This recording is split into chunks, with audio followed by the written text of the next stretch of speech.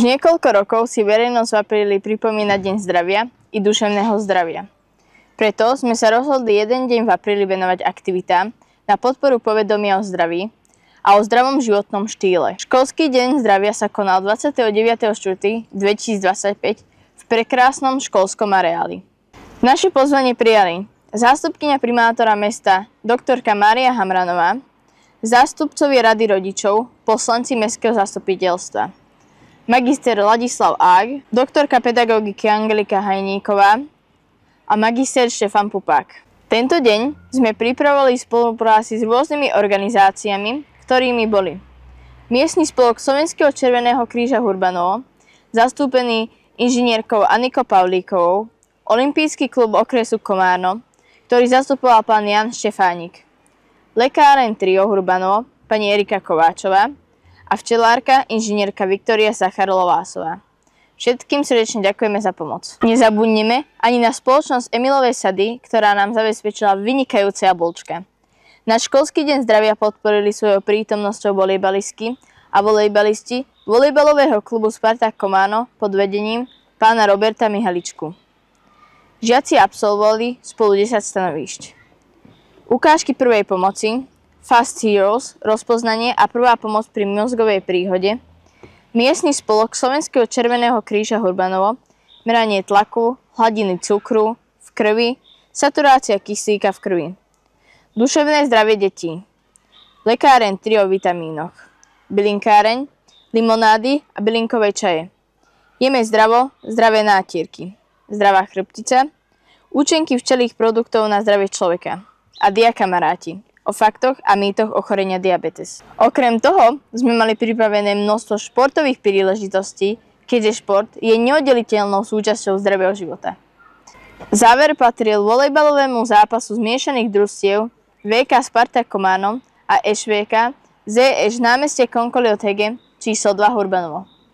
Krásne počasie, množstvo užitočných informácií, zdravej dobroty z vlastnej produkcie a výborná nálada a spokojnosť. Čo viac si môžeme želať? O rok si náš školský deň zdravia opäť zopakujeme.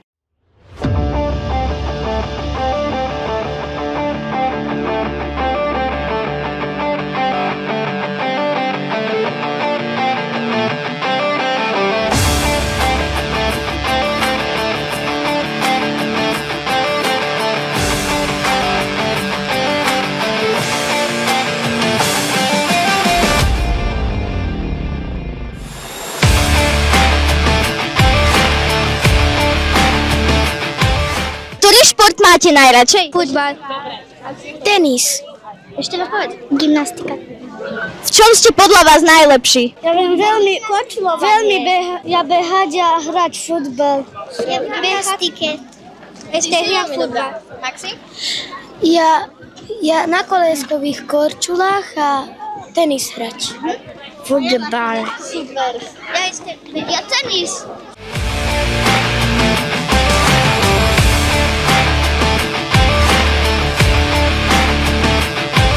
Dobrý deň, predstavte sa nám, prosím vás. Dobrý deň, prajem, volám sa Aniko Pavlíková a som predsedkyňa Miestneho spolku Slovenského Červeného kríža tu v Hurbanove. Veľmi sme radi v prvom rade, že ste nás pozvali, pretože zdravie je najdôležitejšie v živote a je to najdôležitejšia súčasť života zdravého a veľmi sme radi, že ste nás pozvali, pretože sestričky, ktoré merali tlak, potom saturáciu kyslíka v krvi a ešte cukor v krvi, vychytili aj niektoré prípady, kde sú vyššie hodnoty a to je veľmi dobré, lebo preventíva je najdôležitejšia. Čo je pre nás, deti, ako keby také najdôležitejšie? Tak, čo sa týka zdravia, určite pohyb, zdravá životospráva, byť veselý, radostný a optimistický. Veľmi pekne ďakujeme za rozhovor.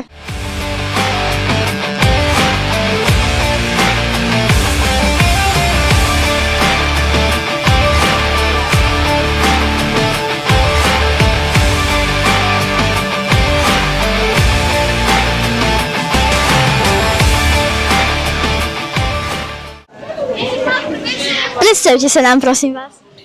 Dobrý deň, ahojte, ja som lekárnička a volám sa Erika Vitej Kováčová a prišla som deťom povedať niečo o dôležitosti vitamínov.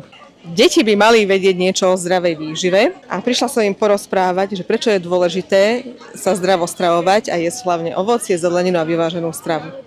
Čo je podľa vás najdôležitejšie pre nás? Pre vás?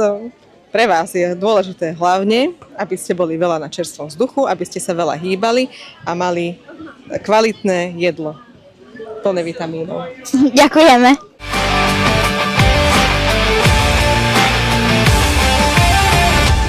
Čo tu máte k dispozícii? Tak máme tu tieto čerstvé bylinky, tu je napríklad meta, medovka, šalvia, nadchovník už z názvu vyplýva na čo je dobrý. To šalvia dáva sa do sirupov, na kašel. Čo tu deťom najviac chutilo? No tak najviac im chutili hlavne limonády, keďže je teplo. Napríklad žihlavová, tá je veľmi obľúbená, a bazová. Čo si tu ešte môžeme napríklad spraviť? Napríklad môžete si tu namiešať rôzne čaje, napríklad z živých bylín alebo aj zo sušených bylín. Veľmi pekne ďakujeme. Čo ste si vybrali? Ja žihlavu. A ja žihlavu. Vymenujte zo pár byliniek. Šalvia. Meta. Nadchovník. Meta. Žihlova. Chutilo vám to tu? Áno. Veľmi.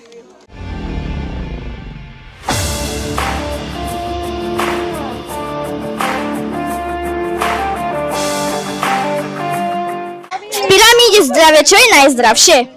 Zelenina a ovocie. Akým spôsobom vieme ešte sa starať o naše zdravie?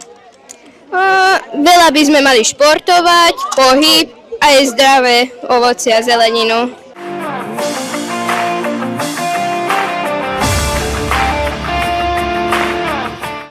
Je deň zdravia a keďže ja som športovec a športujem celý život, tak šport patrí k zdravému pohybu. Športovanie je dôležité, aby sme boli zdraví.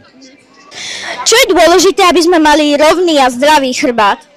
No dôležité je venovať sa tej chrbtici, dávať si pozor na také zaťaženia, ktoré by vám vyosili tú chrbticu, aby ste nemali skoliózu, zameriavať sa na rovnomerné zaťaženie tej chrbtice. Posilovať treba, aby vám držala, lebo fakt tá chrbtica na celý život závisí aj od toho, že akú máme tú chrbticu.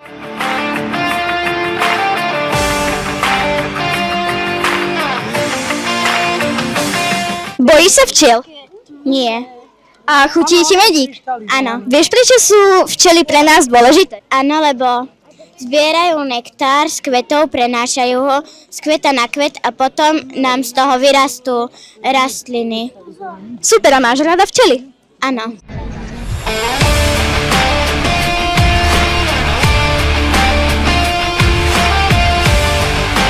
Viete, prečo je dôležité byť poblízku človeka, kto má cukrovku? Pomôžu, keby sa niečo stalo. Vedeli by ste dať prvú pomoc, kebyže niekto odpadne kvôli cukrovke? Áno, asi áno. V akej disciplíne ste boli najlepší? Badminton. Házanie. Chceli by ste sa aj v dospelosti venovať športu? Samozrejme, áno. Predstavte sa nám. Ja sa volám Robert Mihalička a som manažér volejbalového klubu VK Spartaku je z Komárno, čiže prišli sme sem z Komárna a prišli sme sem aj s hráčmi a hráčkami extraligového tímu. Prečo ste si vybrali práve ten volejbal? Je to vynikajúci šport, to je skôr otázka na hráčov, ale proste je to šport, ktorý je vo svete jeden z najpopulárnejších a je najviac členov, najviac volejbalistov a volejbalistiek je práve po futbale pri volejbale. A najviac žien a dievčat hrá práve volejbal. Takže preto sme si vybrali, pretože cítime, že ten volejbal v Komárne a v celom okrese je populárny a potrebuje mať silný klub za sebou a tým sme my.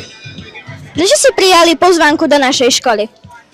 Dostali sme pozvánku od pani riaditeľky školy a už sme tu 3. rok, takže zase sme sem prišli sa prezentovať a motivovať žiakov školy aby ten volejbal hrali. A vieme, že hrajú, lebo pán učiteľ Klink sa tu venuje volejbalu, takže sme prišli aj jeho podporiť a prišli sme sa pozrieť, ako to tu funguje a veľmi radi sme tu, lebo vždy sa tu výborne cítime. Ďakujeme.